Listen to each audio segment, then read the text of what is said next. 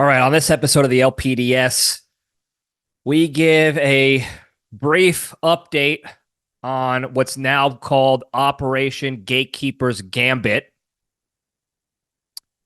We have a somber message in the Junction and a little frustrating, but mostly somber, and hopefully a lesson to all the people out there. Get into some current events. And of course, a good quality Cage fact as usual. All that's coming up right now.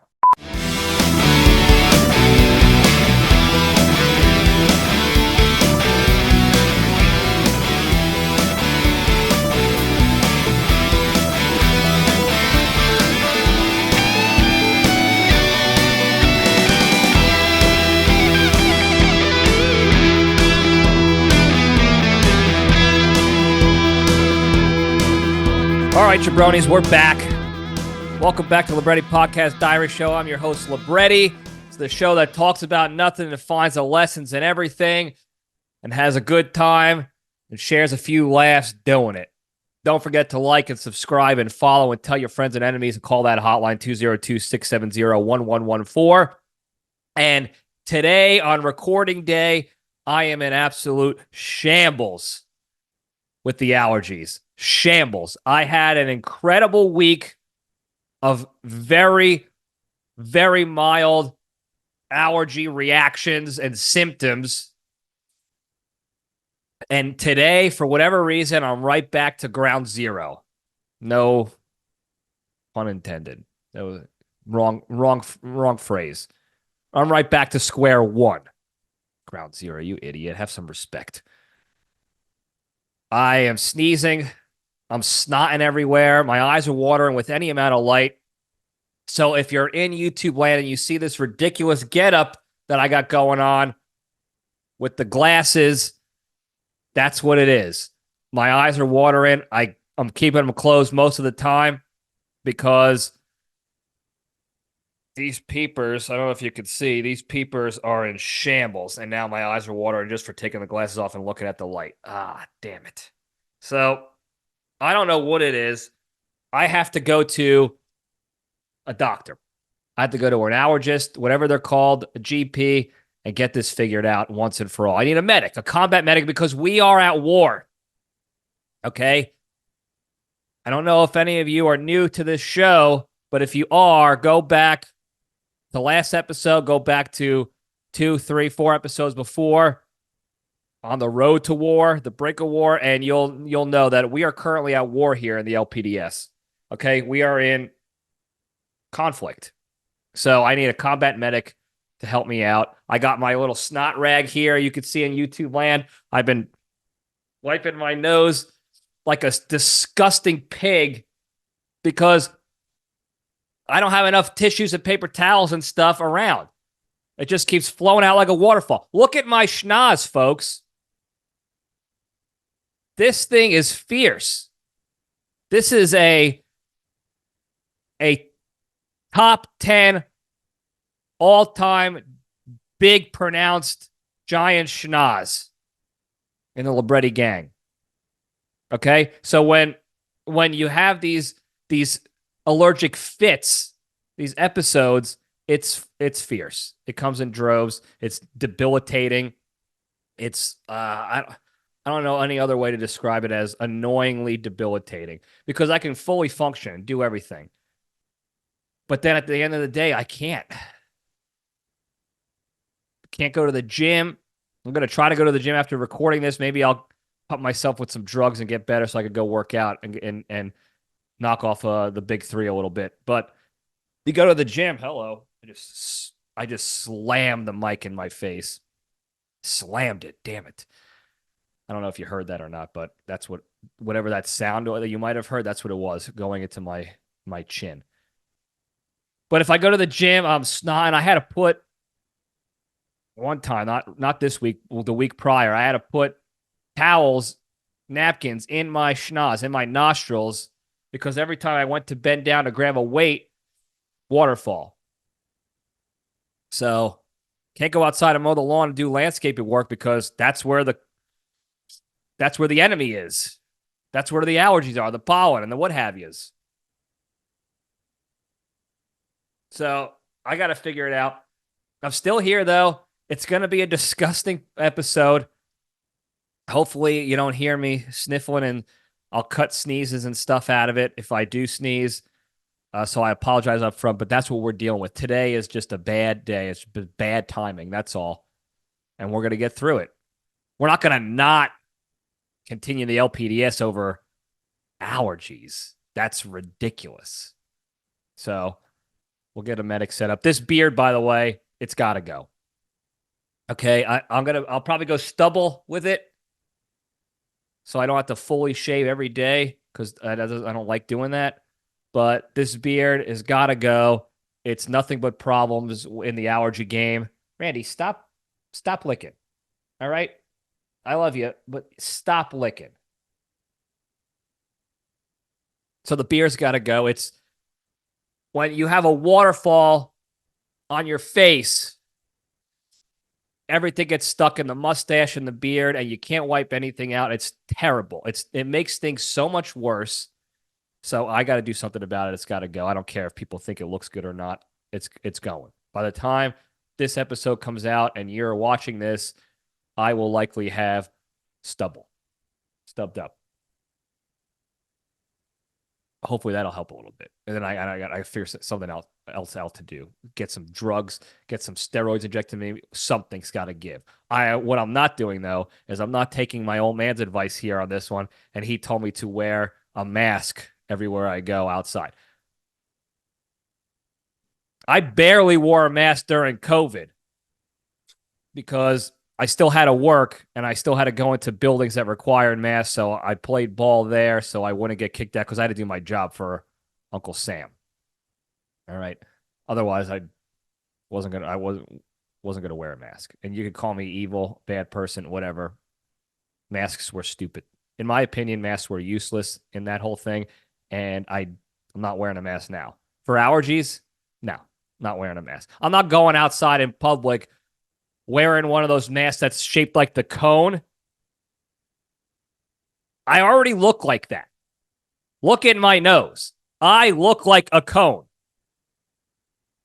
I am what happens to the characters in Beetlejuice when he turns them into noses. I am a living sneeze from Puff the Magic Dragon. I am Christopher Moltisanti from The Sopranos. I don't need to put on a cone to make it look even more cartoonish and buffoonish than I already do look. For something to not really actually work at all.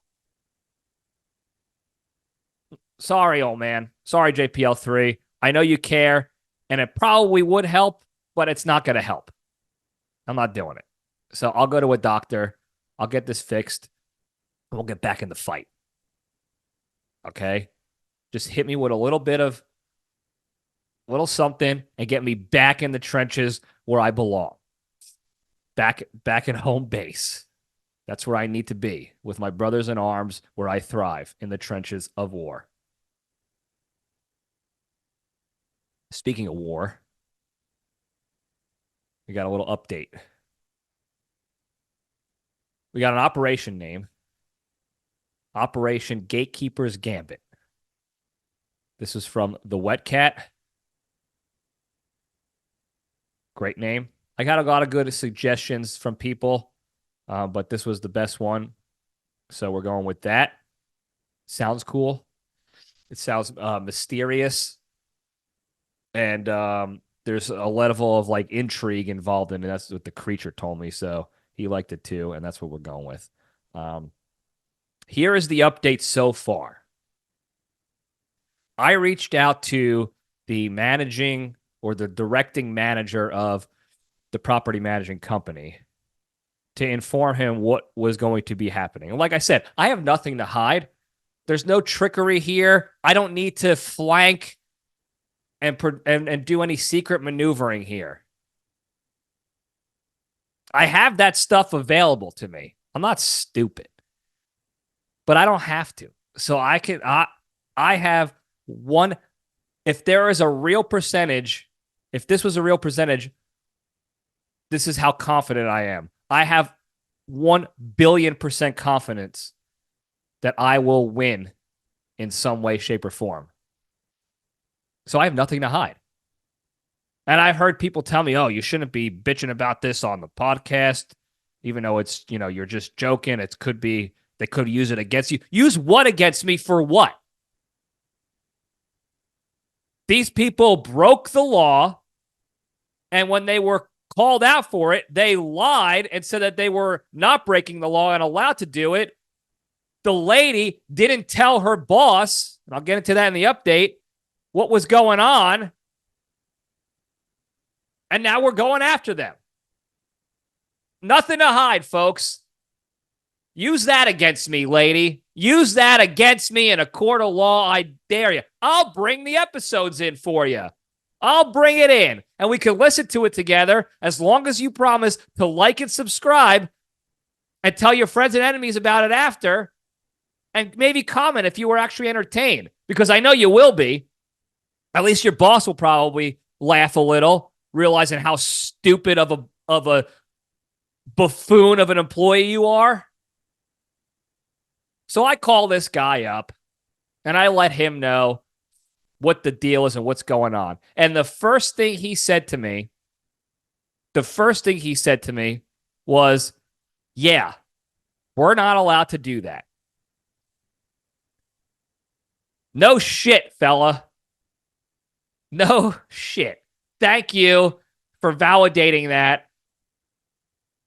Now that you know, not only did you have an employee doing this under the auspices of your company who didn't tell you she was doing this, you have a on record, on file, a law-breaking situation.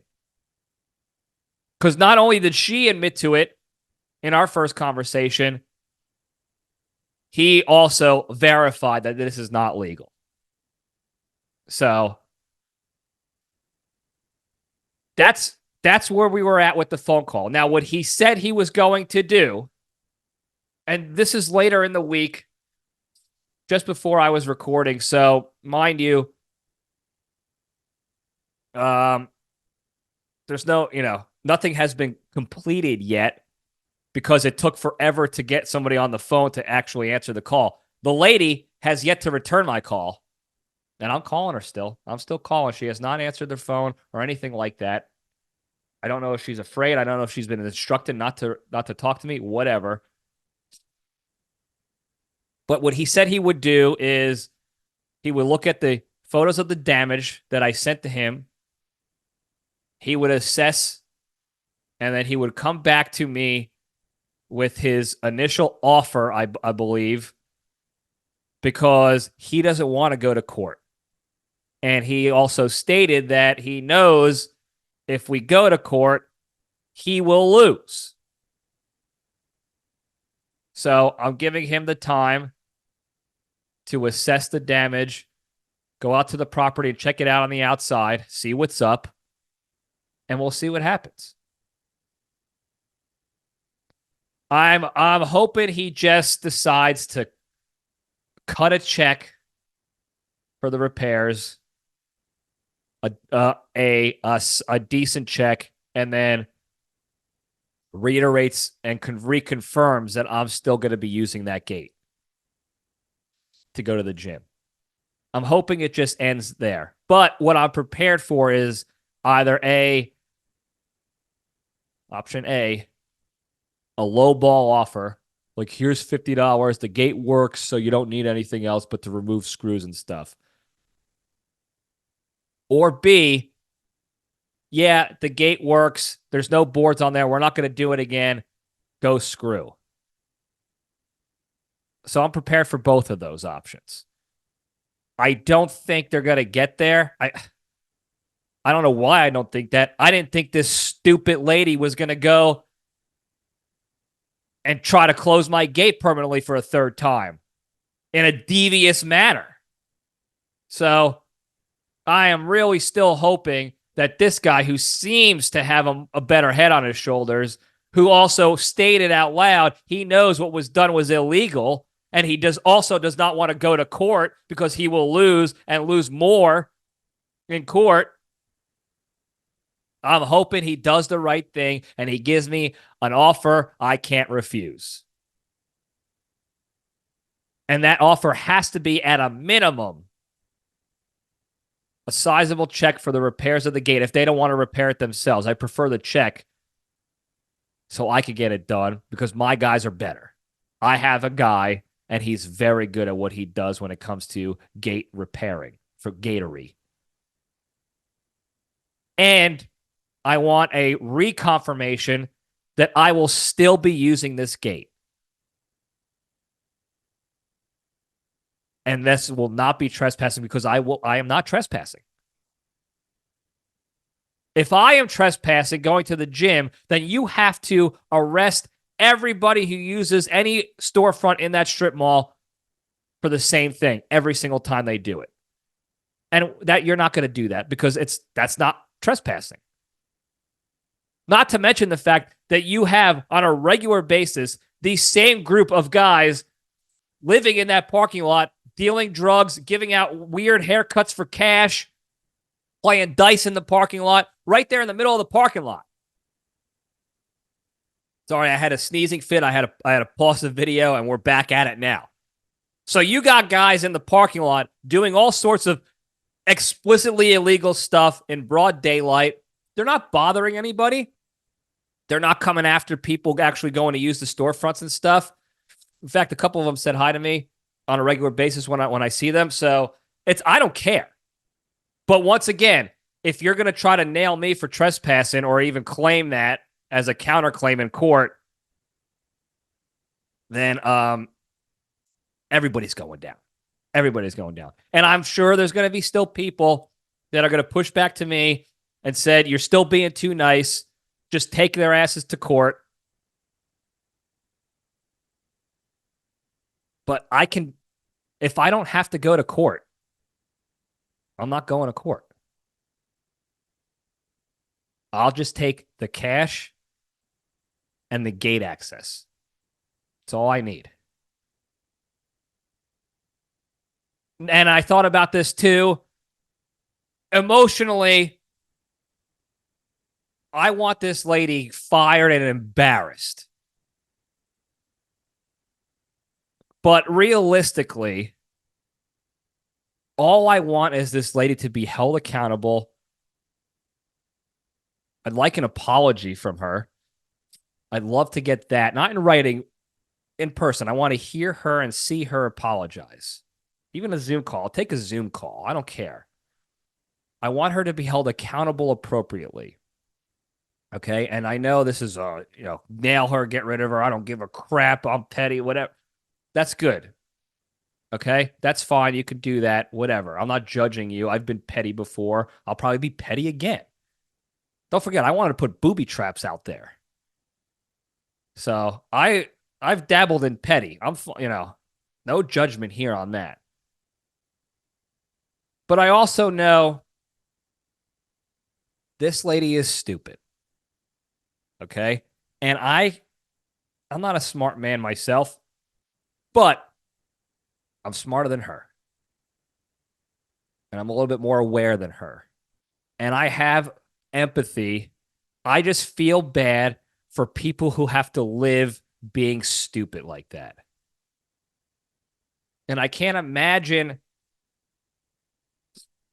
how much trouble she's gotten herself into or how much worse her life is now because of how stupid she is and all the dumb decisions she's made and all the dumb things she said throughout her life without any learning, growing, and improving going on. That's no way to live. And you don't even know. You're so dumb you don't even realize it. That's no way to live. And she's not going to comprehend if you just can her. She's not going to comprehend why, because she's stupid. Now, again, there's going to be the argument of who cares? Not your problem. She screwed up. She's the idiot. It's on her. Like I said, I want her to be held accountable appropriately. So if I'm going to put my spearhead leadership hat on for a little bit, I need to know more about this stupid lady, her career at this company, how the good work she's done or the bad work she's done, what her history is. Has she been reprimanded before? Has she had any run-ins like this before? Is this the first time she's ever done something like this where she's acting on behalf of the company without telling the company leadership? I don't know the situation here, but from an outside leadership perspective, you have to take these factors into account when you're holding somebody accountable. Unless she did something terrible, like harassing, touching, one of the zero tolerance how you doings, then then it's subjective. I'm sorry for the people who want blood, but it is subjective. And I'm okay with all this, by the way. I'm going to win. Okay? I'm going to get the money I need, and I'm going to get the access I need and deserve and rightfully already should have had. And everything's going to be hunky-dory. Whether it happens the right way by them just giving me the money or cutting me a check, shaking my hand, giving me that apology, holding her accountable and walking away, or we do it in court and then we'll spill blood. Okay? Because in a court of law, that's it. That's the last straw. Okay? Then we'll spill blood. But I don't need to. I'm 1,000,000,000% in the right here. 1,000,000,000%. So it just eases the tension, baby. I don't need to worry about it anymore. We're going to crush them if we go to court. Not even a question. The only question is the pain in the ass dealing with the upfront costs and fees while we're kicking their proverbial heads in a court of law. That's all. And we'll figure it out. We'll get it back on the back end. Not too worried about it. I'm sure I can have I'll have some backing to help me out here. I'm not worried about it. There will be blood shed if we go to court. But I'm just too confident, and I know. Another sneezing fit. Sorry, folks. I know I'm in the right. So, whatever. And that's the update. All right. Stay tuned for more. Maybe. We'll see what happens. I'd like to be able to put out the victory announcement very soon. The press conference. I'd like to be able to have that press conference. But we'll see. Anyway, moving on. Real quick. Spring training started for baseball. And I wanted to take this time to remind everybody in the LPDS community who are Yankee fans, who are baseball fans, who know that I'm a Yankee fan. And this is a message to other Yankee fans who continue to think that Brian Cashman, the GM, has got to figure it out this year, and this is where they're gonna make their push. Okay, I saw a recent stat out there. The odds have the Yankees at plus 800 this year to win the World Series. Now I don't know who the odds makers are. It sounds like not all. It sounds like it's that's high, but they're like the third or fourth team on the list with the highest chances of winning, the best odds at plus 800. Everybody else is egregiously worse. I don't know if they paid off the odds makers in Vegas or what. But I have to remind you all, the Yankees signed Juan Soto,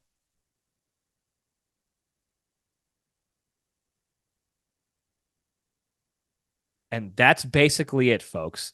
They got Verdugo in the outfield. So now they have 5 outfielders, but no left fielder, really. I think they got one pitcher. Off the top of my head, I forgot what pitcher they might have gotten. It wasn't any of the big names that they needed. They missed out on the Japanese fella. They didn't even bother to offer Ohtani anything, which is crazy to me. and they still have Aaron Judge. They have Stanton, who I hope he has a good year. I want him to have a good year just to stick it to Cashman. And I also want him to not have a good year because then Cashman's going to take credit for like, oh, I talked crap about him and he motivated him to do better. We all know that's not the case. It has nothing to do with Cashman publicly dogging on his players that he signed while taking no accountability for it. So I just want to remind everybody that the Yankees basically, once again, did almost nothing in the offseason to bolster their team up to where it needs to be good and competitive, actually competitive. So right now, stop thinking they have a chance. Okay? If you put money, if you put $200 on the plus 800 odds that the Yankees will win the World Series, I will guarantee you that you lose the $200 at the end of the season. Unless they make real moves at the All-Star break, which we talked about last year, and they didn't do it last year either. This is, once again, your annual reminder that the Yankees continue to do nothing and run it back with the same garbage and try to play trick fuckery with their words to make us think that they're good again. And I'm a fan of the Yankees. Imagine how I feel about teams I don't like. Anyway, we'll move on to the good stuff. Yeah, we're all done with the current events. I got nothing else. I don't know what else. There's stuff going on in the world. P. Diddy is forcing sex on other male rappers, Usher and Meek Mill, all that freaky shit. Now there's stuff that there might be some underage human trafficking going on with him. So stay tuned for that. That could be some serious stuff. Otherwise, I don't know what else is going on in the news. Couldn't care less. Watch The Bachelor. It's been great. I do leadership videos on it, too. It's been incredible. Love The Bachelor. Love Joey. Love Jesse Palmer. All right, let's get into the good stuff. We'll step into the cage.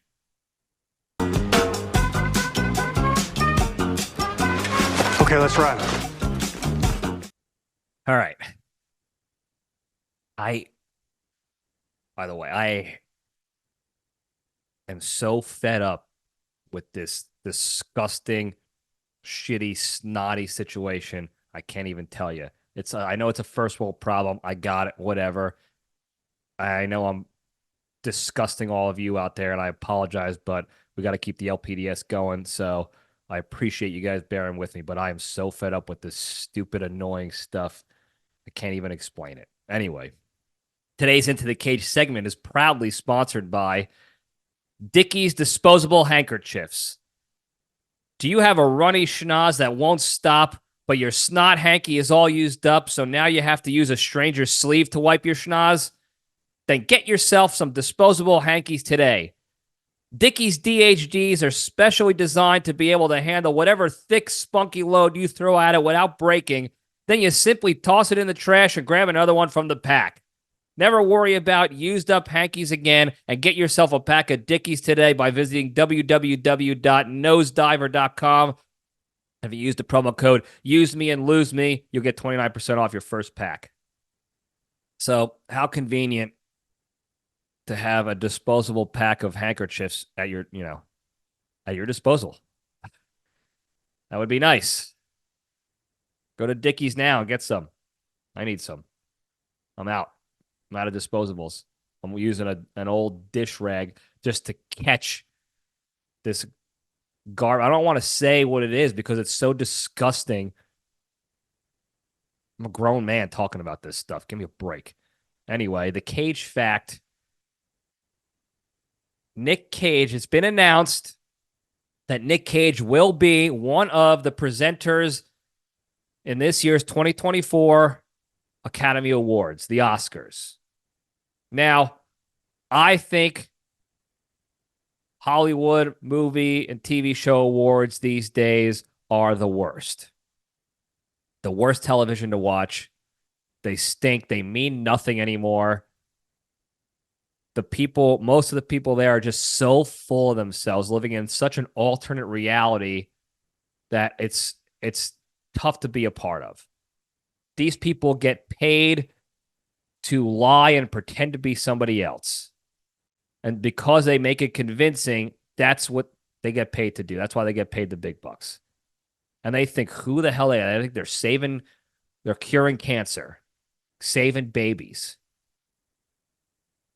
They're so disillusioned. It's ridiculous to watch. So I don't usually watch it, but I will tune in when Nic Cage presents. That's it. I'm here for Cage. Nic Cage only. Nobody else. Couldn't care less. Maybe Stallone, if he was going to get an award. Schwarzenegger, maybe Joe Pesci. I'm trying to think of others. Bob De Niro's gone. He lost me several years ago when he tried to be a real tough guy in real life and threatened to punch Donald Trump. That's what we want to see. We want to see an old orange rich man fight an old gray-haired rich man, both of whom never really fought in real life ever. One's a shit talker. The other gets paid to pretend to be other people. Give me a break, Bob. I love your movies, but give me a break. All right? You're not a tough guy. All right? You're in Hollywood. Okay? Those people these days, most of them are the least tough in the history of America. At least back in the day, you had actors who had to go stop acting so they could go be in the war. Now, most of them never even seen a military uniform before, unless they play one on TV or in the movies. Adam Driver might be one of the only ones off the top of my head. He's the only actor who actually served in the Marines. He's a real guy. He's a real dude. But I will watch it for Nic Cage. Anyway, that's the Cage fact. Moving on over to the Junction, spin the logo up. Now, I want to caveat all this that I'm not talking about this subject or this situation to make this about me whatsoever. Okay? I don't know what else I can say or do to prove that, but this has nothing to do with me. This is not sorry, I feel bad for you, tension, sympathy, blah blah blah, sorry for your loss. Well, no. None of that. I want none of that. I don't expect it. I don't want any comments. I don't want any text messages. This is not about me. This is hopefully I can communicate this situation effectively enough to be a lesson for everybody out there. To essentially learn, grow, and improve, be better. Okay, let's try to take the lesson out of this. This is not about me at all. The second sort of portion of the Junction gets me a little fired up, and it's probably my ego, and I'll get into that. And I'm trying to hopefully serve that as a lesson as well. With that, last week or whenever you're watching this, before this recording, a lot of my friends and a lot of people who listen to this show knew this person, but we lost a friend and a buddy who we played baseball with in college. We lost him. He was, early 30s. I don't know if it was alcoholism or what, but essentially drank a lot, didn't wake up the next morning. 30-something years old. He was living with his grandmother, taking care of her while she was sick with cancer. And they said it wasn't a suicide. And I believe that it wasn't a direct suicide. But I do believe that this poor bastard did kill himself on purpose, but through his depression and alcoholism and and trying to fix things and figure it all out by himself. Now, I'm not going to mention any names. I'm not going to mention any names or get into too many details about this because it's not fair to them. Again, this is not about anything like that.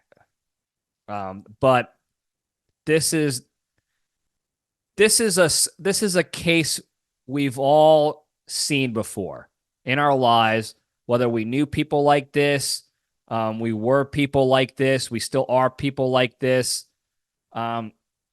whatever. This is a case where we had a tough kid. Okay, I played ball with him in college. He was a tough kid.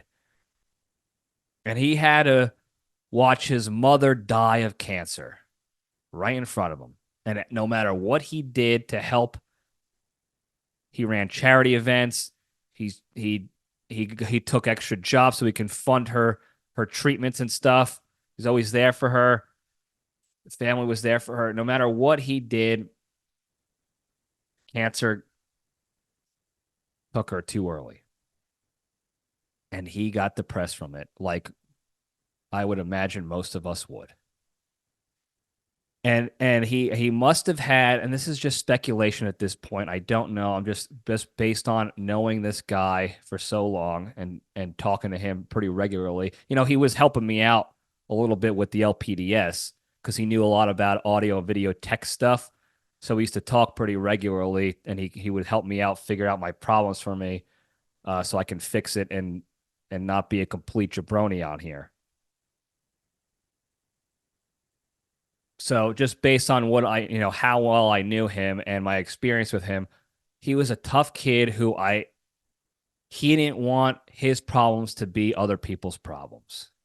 And I 100% understand that feeling, that sentiment.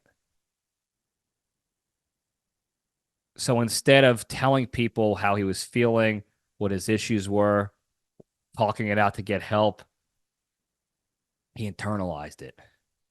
Okay, and he sought help other places.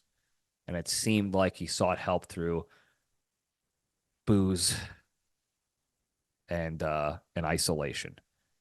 And I guess it just got the best of him. So while, again, he didn't commit suicide,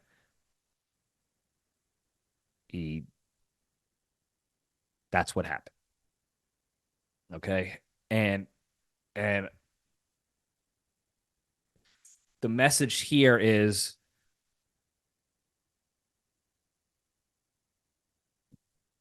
get help. Okay. If you're feeling like my problems are nobody else's and I don't want to put this on other people and I don't want to tell my friends that I'm going through issues and I need help because I'm worried they're going to think less of me or they're not going to be my friends anymore, this and that. Look, I know it's easier said than done, because I've been there before. But if you think that legitimately that your friends are going to judge you or not be your friends anymore because you reached out to them for help for issues, or you think that they're going to think the issue is not real or too minuscule, they're not your friends. Okay? If you legitimately think that, if they've given you actual reason to believe that, they're not your friends. Okay? No good friend should ever make somebody feel that way legitimately. Now, on the other side of that, I have some of the best friends known to man. And I still get that feeling initially, that initial emotion. It's not logic, it's feeling of I have a problem going on, but my friends also have problems. And some of my friends have to deal with a lot more shit than I have to deal with. So why would I waste their time dumping my shit on there? My problems should not be their problems. So I get that sentiment. I understand it. But that's why the first message is, no matter what, talk to somebody. No matter how bad you're feeling, try to talk to, just let somebody know. The second message and lesson, hopefully, in all this is to reach out to your friends. And I've discussed this on this episode, on this podcast before. And I don't care that it's like a repeat topic or episode or whatever you want to call it, because it's important. Reach out to your friends. We all know, based on how we approach our problems for the most part, that your friends are dealing with shit that they're not going to tell you about. And sometimes you kind of have to pry. And then if you want them to actually feel comfortable coming to you with issues, when they finally do tell you something, be there for them. There's no judgment. There's no demeaning. There's no telling them, no, that's not a problem. Grow up, be a man, toughen up. Be there for them. And sometimes that means, what they might perceive as tattletaling on them or ratting them out, but sometimes it means calling up somebody else to get them professional medical attention. I had to do that one time with somebody who was a friend, and she texted a message that was very obvious, a serious thought and plan to commit suicide. And I wasn't physically close to her. I was, geographically separated. And I called people, leadership, medical professionals, whatever, and told them, like, I am worried. We got to intervene. And she hated me. She hated me for it for months. And then about a year later, I got a text message from her out of the blue. And all it said was, thanks for what you did.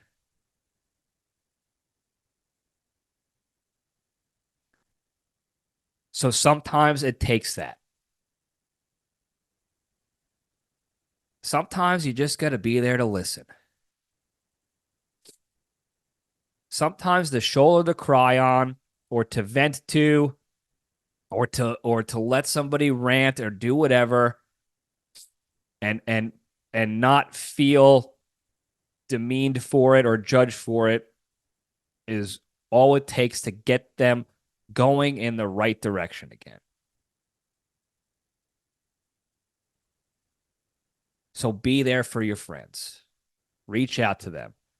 Know your friends' social cues when they're acting maybe a little different. And I gave some examples in a previous episode.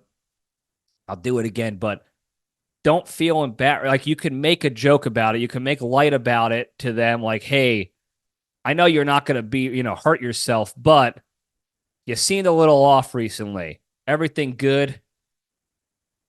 And it lets them know that you're paying attention to them. And again, sometimes that is all it takes. Sometimes it takes more, but sometimes just the fact that they know, like, oh, I didn't say anything to this person, I didn't do anything, and they notice something off. And that means a lot when people notice that, and they can and they reach out for it. It means a lot sometimes.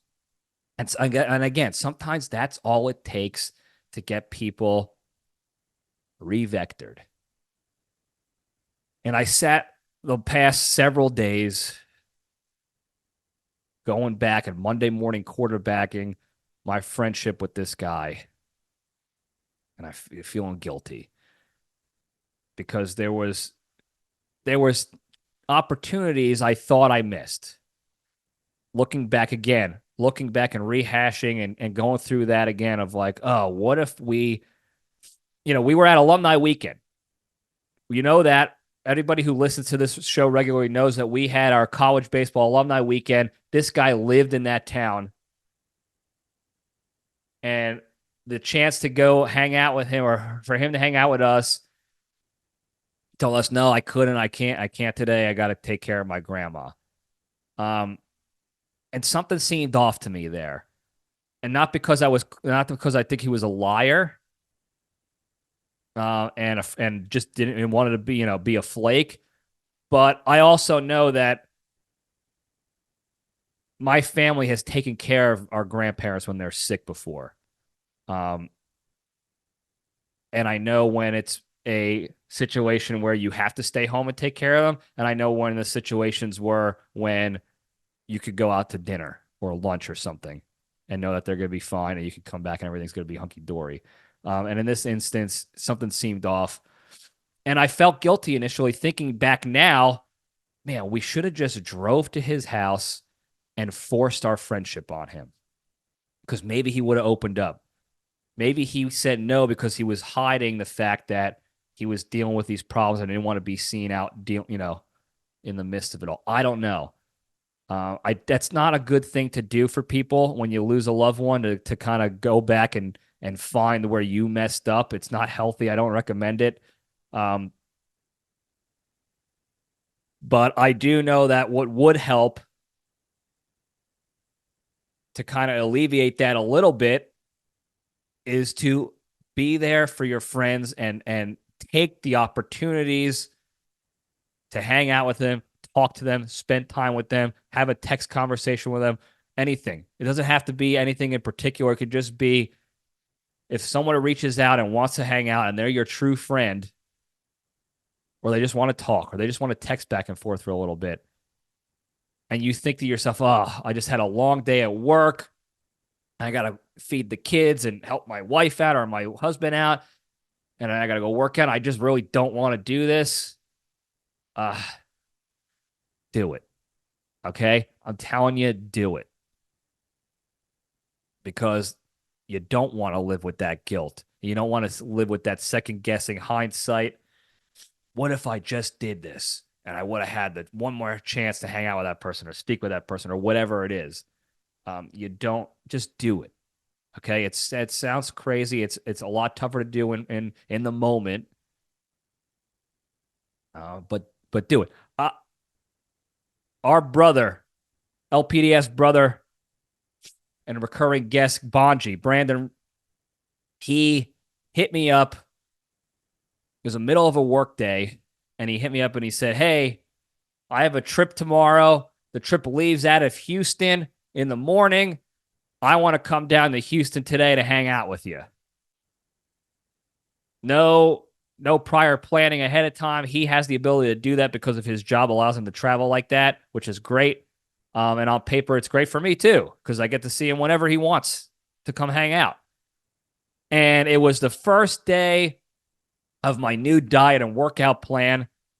So I planned to, throughout the day, and when I was going to eat, when I was going to work out, all this other stuff. And he just drops this bomb on me. I'm going to come down and hang out if you're cool with it. And I think I told him, I wanted to tell him if I didn't. I'm pretty sure I told him, look, if it was anybody else, I would have made up an excuse that I was busy and couldn't do it, because when I get into something like that, a workout plan, a new diet, I become obsessed. You know me. I get into it hardcore and I don't want my schedule bothered, my routine and my regimen bothered, so I can get the most out of it. And I couldn't be happier that my schedule and plan were bothered, because we went out, we had some dinner, we had some drinks, we had some good times. We went out for breakfast the next day before we flew out. It was great. And it was that morning that we found out about our friend. And it was almost as if God himself was slapping me upside the head for even thinking about not wanting to hang out with my best friends. He's like, see what happens when you miss these opportunities? So, which brings me to my next lesson, and it's a little bit more frustrating for me. I made a post on the Instagrams that my brother came into town, and it was in the wake of our losing our friend. And I said, don't miss that opportunity to spend time with the people important to you. If you have the opportunity, take it, because you never know when they're going to be gone. And I believe that firmly. And I had a friend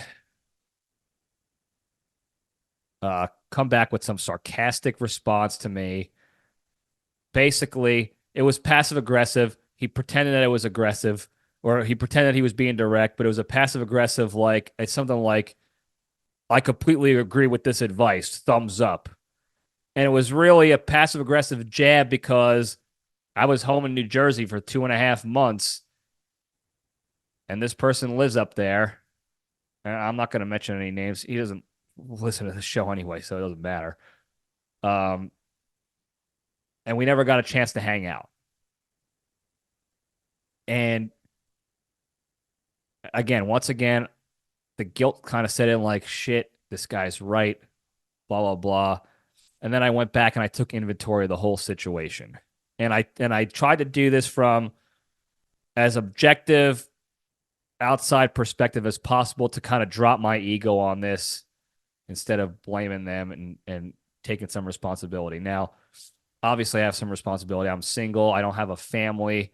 I could have driven. Oh, it's a lot easier for me logistically to drive over to him than it is for him to either get a sitter or ask his wife to come home from work, then watch the kids for us to hang out and all this other stuff. So I understand that.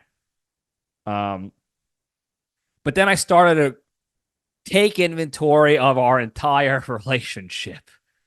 Okay. And this has been the same cookie cutter situation forever with this particular person. It's minimum communication. The day before I leave for anything, I get a guilt trip message like, thanks for hanging out. Good to see you again, best pal, or something like that. No accountability whatsoever on the other side. And that's it. And it's all left on me for being the single guy with no family and kids to figure it out. Even though I also worked a full-time job and I was there to help my family. I didn't see anybody. I saw one person not part of my family the entire 2.5 months. And it was a discussion we were having about our finances because he's my money guy. We just happened to do it over breakfast. So my second message is, if you're a true friend, you won't take those passive-aggressive jabs to dog on your friends for missing opportunities. Okay? As an individual, we want to take as many of those opportunities as possible, just like I said. That's lesson 1. Don't miss out on those opportunities. But if you do, make sure you have the reasons you're communicating out to your other folks, whatever, got it. But don't be that asshole that doesn't take accountability and then tries to guilt trip you for being a piece of shit. And again, this is probably my ego talking, and I'm angry and I'm heated and I'm pumped up full of allergy meds right now, and I'm still bummed about losing my friend and feel guilty about that. But it just got me so annoyed that instead of just seeing like my stupid Instagram post for what it was, just using that as your avenue to be a shitbag and an asshole, that shit does not help. Okay? That's not something a real friend actually does. Okay? And if this guy listens to this episode in the crazy lottery scenario where he actually tunes in and listens to this and feels slighted by any of this, feel slighted. Okay? And if you want to talk about it man to man, let me know, because I have no problem talking about this to this person's face. If they bring it up and want to call me out for it, I'll do it. But it takes 2 to tango. Okay? If I'm the piece of shit who had every opportunity and missed it to hang out with somebody I felt was important in my life and I loved, that's on me 100%. I'll wear that all day, every day. And I think I'm pretty good at saying that and holding myself accountable to that. You can ask my friends and family when I wear shit like that. In fact, I think I wear shit that's not always my fault a lot too. In some cases. But when it takes 2 to tango, when it's only one person trying and failing, that's what I did. I failed, and I understand that. but there was no effort on the other side besides a snide remark and a shit talk. Grow up, okay? Grow up. You be a man and take some fucking accountability for your own actions, okay? And the message here is don't pull that shit with your friends, okay? You want to know why we feel compelled to withhold information and not tell our problems to people? It's because of people like that make you feel uncomfortable being yourself and opening up to them. Why would I want to go hang out with a person like that who makes you feel like shit for trying and failing at something? And then also saying so. I messed up. We had one opportunity to hang out, and I messed up. I didn't schedule my day appropriately enough, and I screwed up, and I missed the opportunity, and I said so. Hey, that's on me. And the response was this reaction.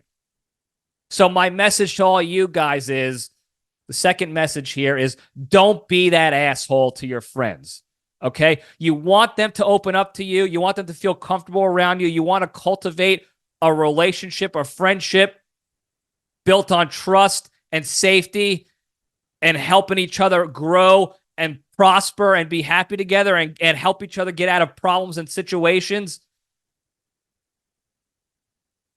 Don't be that asshole, okay? Don't be the piece of shit that finds the opportunity to take the dig and the jab as opposed to taking a little step back, an LPDS step back, and assessing the situation and having some empathy and understanding. Because and again, this is probably my ego, and this is something I need to work through on the maturity side of my life. But my motivation to go try to find time to hang out with that person again went right down to the shitter.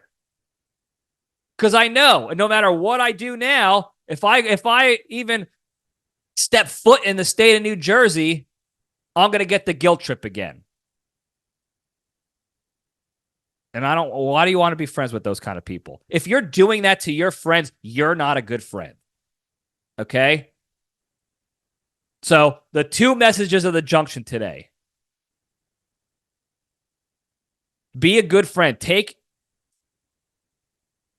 the opportunities you can to spend the time with your loved ones, to have the conversations with your loved ones, to reach out to your loved ones to see how they're doing, and to force yourself on your loved ones when you think there's an actual problem and they're withholding.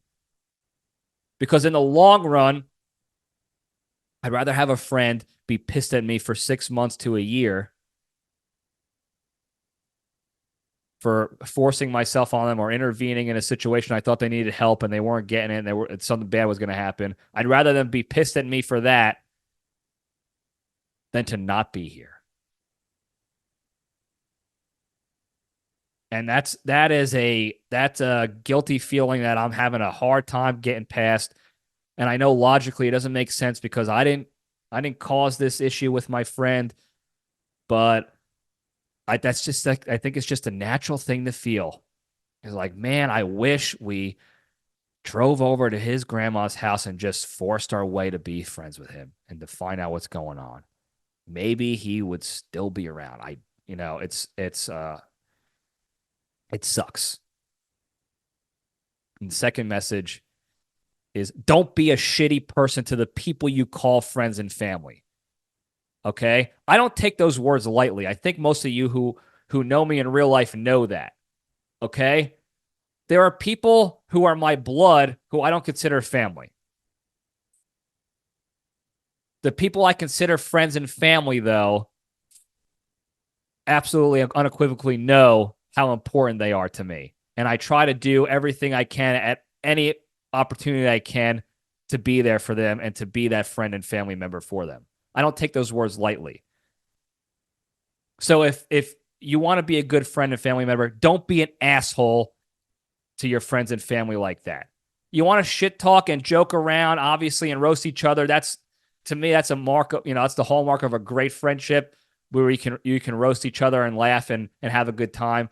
But when you do it day in and day out for years in a serious way, and you never take accountability for yourself and your your portion, your effort in the friendship, that's a recipe for disaster. So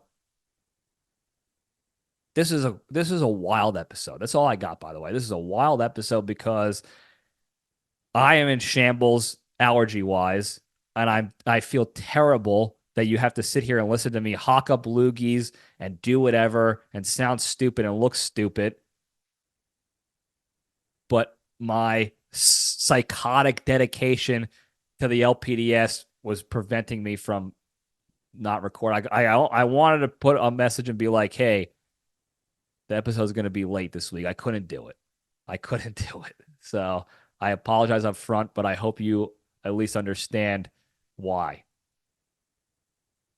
And then we talked about this shit, a lot of negative stuff. So I hope you guys took some positivity out of all this.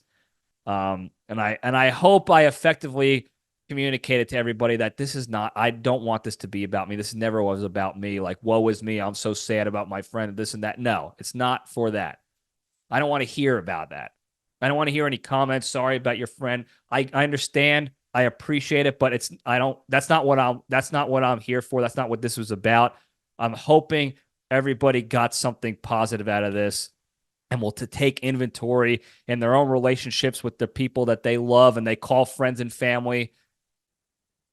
And whatever they have to do, if they need to improve that relationship, they have to go take the opportunity and do that. So that's what I hope you guys got out of it. Before we go, though, really quick, the big three, the three pillars to staying strong and being a better, happier, kinder, healthier, more genuine human being and spreading that goodness and positivity all around. Number one, exercise every day. No matter what, do at least one thing every day for your physical, mental, or emotional fitness and health and wellness. So whether it's actually physically working out, going for a run, going to the gym, doing calisthenics in your house, doing JO, whatever, or if it's a mental workout to go reading books, doing a crossword, taking on a new hobby, or if it's an emotional workout, praying, breath work, meditation,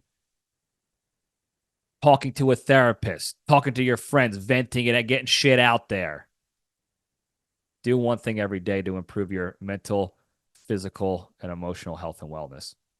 Number two, the hardest one to do, don't be a shitty person, be a kind person. And when the opportunity arises to be shitty and negative, even if you think the person deserves it, take that LPDS step back and just omit yourself from the situation so you can go focus on more positive, productive things. I found myself in that exact situation with this guy I was talking about because he put his comments in public. Not to me directly, but in public. And first I responded with like a lighthearted, haha, you got me, whatever. And then he doubled down and I just ignored it. I was ready to fire off because I'm in war right now. So I'm just anybody coming at me is at risk to get it. You're just at risk to get.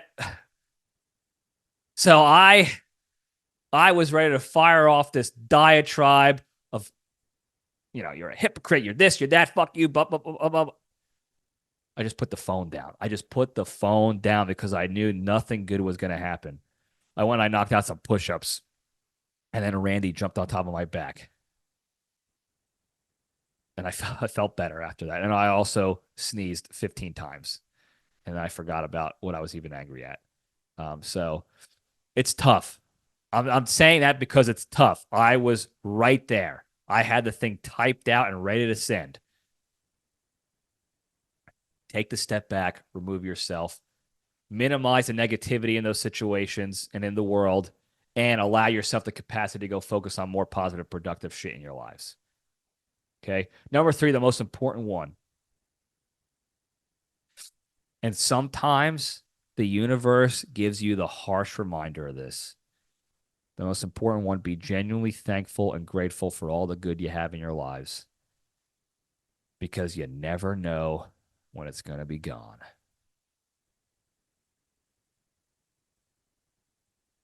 I know you guys think to yourselves, only because I do this on a regular basis, like I have tomorrow. I'm healthy. I got a roof over my head. I have tomorrow. And then the universe takes that away from you in some way, shape, or form. Whether it's you or a loved one or another good thing in your life, it's just gone. And tomorrow is not there for you and that thing, you and that person, you and that situation. For no reason. There's no logical reason whatsoever. Sometimes you can plan that stuff out, but most times you can't. So instead of taking things for granted, just think about how shitty your life would be without that, all the good stuff you have, all the good people you have in your lives. And that will put you in that state of gratitude. Okay? And when you're in that state of gratitude and feeling good, you'll be a lot less likely to be a shitty person. It'll be a lot easier to remove yourself from negative situations. And then you can go focus on exercising, going getting a workout in, doing whatever. And right then and there, that's the big three for the day. And you do all those three things at least once every day, each and every day. I promise you,